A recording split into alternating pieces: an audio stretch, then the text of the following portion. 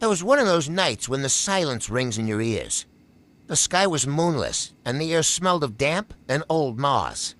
With the Urbex crew, you decided to enter the abandoned sanatorium Wuthering Heights, which had stood at the edge of the forest for years, ruined, overgrown with ivy, and shrouded in infamy. Local legend had it that the mentally ill were once treated there, and one of the patients, a girl named Helena, had mysteriously disappeared. It was said that her spirit had never left the building. Of course, you didn't believe in such things, until you did. You entered through a broken basement window. Inside, dust, the smell of mold, and the echoes of your muffled footsteps.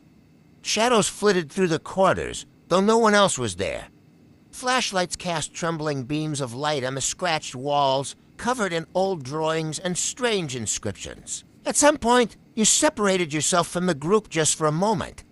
You peered into a room that looked like an old common room. And then something changed. The air thickened, turning icy cold.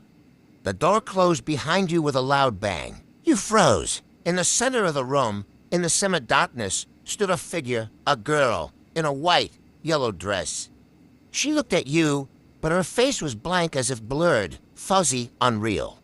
Her hair floated slightly, as if moving in water. And then she spoke, in a whisper that seemed to penetrate your mind. "I'm lost. Help me get back." You couldn't move. It all lasted perhaps a few seconds or an eternity. Suddenly, your flashlight went out. When it came back on again, thanks to a tap on the casing, you were alone. The girl was gone. The door stood open again. You struggled to get back to the rest of the group. You told them what you'd seen. Not everyone believed you. But one of you, an older boy, simply said, "Helena, I told you it was haunted. I saw her once too. You haven't returned to Wuthering Heights since then.